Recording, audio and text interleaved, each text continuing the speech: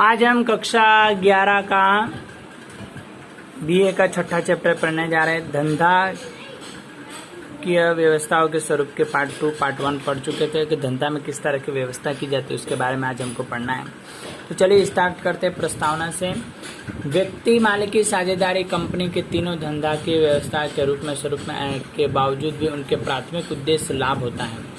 लाभ प्राप्त करने हेतु तीनों स्वरूपों का ग्राहकों का कई तरह से शोषण करते हैं। उदाहरण स्वरूप निम्न गुणवत्ता वाली वस्तु देना, अधिक मूल्य के वसूल करना, वस्तुओं की कालाबाजारी करना। सहकारी मंडल धंधा की व्यवस्था स्वरूप होने वाले बावजूद अपने विशिष्ट लक्षणों के कारण धंधा के कई व्यवस्था के स्वरूप में विभिन्न है। भिन्न सहकार नहीं उदार के सूत्र को यह अमल में लाती है। प्रत्येक सभी के लिए तथा सभी प्रत्येक के लिए, ठीक है, एक के उद्देश्यों में अस्तित्व में आई।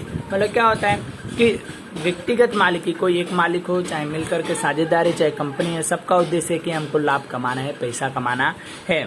और ये पैसा कमाने के लिए वो क्या खराब चीज़ें बेचते हैं, अधिक मूल्य में लेते हैं, लोगों को उल्लू बनाते हैं, इस तरह से करके उनको, ठीक है, लूटने का काम होता है। परंतु बिना सहकार नहीं उदार, मतलब किसी की मदद के बिना तुम क्या धनिक बन नहीं सकते हो।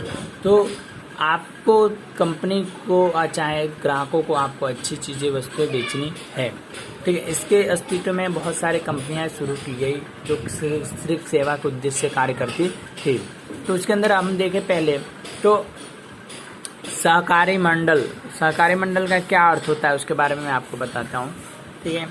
तो सहकारी मंडल के यह स्वैच्छिक धंधा की व्यवस्थाओं का स्वरूप है जिसमें परस्पर समान हित रखने वाले व्यक्तियों को स्वैच्छिक से शामिल होते हैं। व्यक्ति अपने निश्चित उद्देश्य को पूर्ण करने के लिए सहकारी मंडल की रचना करते हैं। सहकारी मंडल का उद्देश्य सदस्य के बीच परामर्श सहकार प्राप्त करके सदस्यों के आर्थिक हितों की सर्वाधिक करता है। सरल शब्दों में सहकारी मंडल की परिभाषा निम्न स्वरूप में दी जाती है।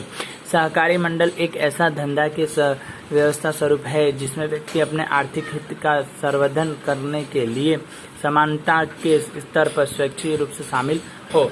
मतलब सहकारी मंडल, सहकार मतलब लोगों को मिलकर, 2-4 लोग मिल करके, ठीक है, सहकार से जो कंपनी चलाते हैं उसको सहकारी मंडल कहा जाता है, जिसमें लाभ का उद्देश्य बहुत कम होता है।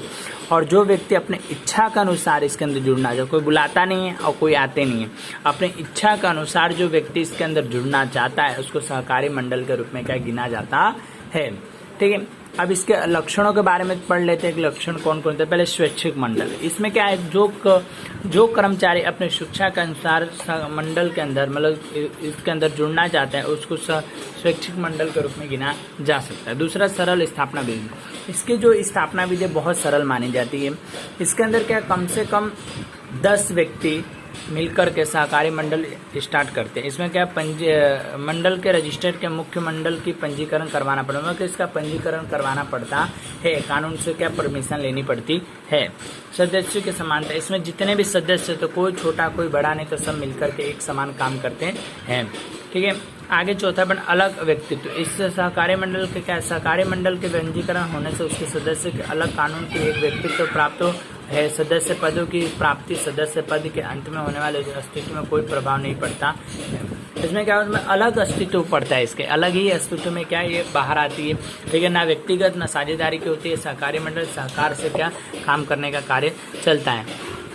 प्रजातांत्रिक व्यवस्था, सदस्यों द्वारा चुने गए प्रतिनिधि मंडल का संचालन कर कंपनी के अंतिम अंश मताधिकार होता है, परंतु सहकार मंडल में प्रति सदस्य मताधिकार होता है। सहकार मंडल में पूंजी के नहीं बल्कि मानव के महत्व दिया जाता है। व्यक्तिगत समर्थ चुनाव में कोई भी सदस्य उम्मीदवारी कर सकता है। संचालक मंडल भाग लेता है। कंपनी के स्वरूप में तुलना में मंगल के सही रूप से प्रजातंत्र चलता है। सहकारी मंडल प्रजातंत्र प्रशिक्षणशाला कहा जाता है। मतलब इसके अंदर क्या है कि कोई भी व्यक्ति इसके अंदर भाग ले सकता है। चुनाव के अंदर कोई भी व्यक्ति जुड़ सकता है। इसमें कौन कितना पैसा लाता है वो नहीं देखा जाता। इसमें आदमी काम करने वाला कैसा है, कैसा व्यवहार है और कितना अच्छा काम करते हैं उसकी योग्यता पर उसको रखा जाता है, क्योंकि ये सहकार से ही चलने वाला कार्य है। अब इसके अंदर छठा जो पॉइंट है, सेवा का मुख्य उद्देश्य। सहकारी मंडल में लाभ कमाने का कोई उद्देश्य होता नहीं है। सहकारी मंडल के अंदर ओनली फॉर क्या होता है, सेवा के उद्देश्य से क्या काम किया जाता है, सेवा के उद्देश्य से ये क्या किए जाते हैं। लाभ का उचित वितरण, इसमें जो लाभ होता है कंपनी के अंदर सेवा को जो भी इसके अंदर थोड़ा या ज़्यादा लाभ को होता है तो उसके अंदर क्या होता है कि जो कर्मचारी होते हैं उनके द्वारा क्या थोड़ा थोड़ा इनको क्या बांट दिया जाता है।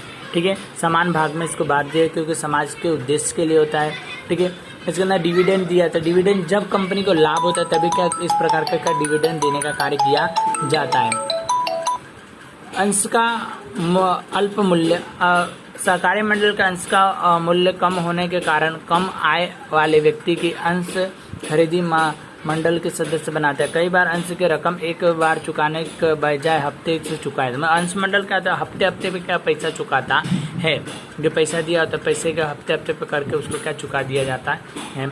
आगे देखिए, प्रति सदस्य मताधिकार, इसके अंदर सभी सदस्यों का मताधिकार होना चाहिए, मतलब सभी सदस्य इसका चुनाव करते हैं, मत देते हैं, अपने बारे में अपने बातों को बताते हैं। भाईचारे से समानता के साथ एक कंपनी को चलाने का क्या कार्य किया जाता है।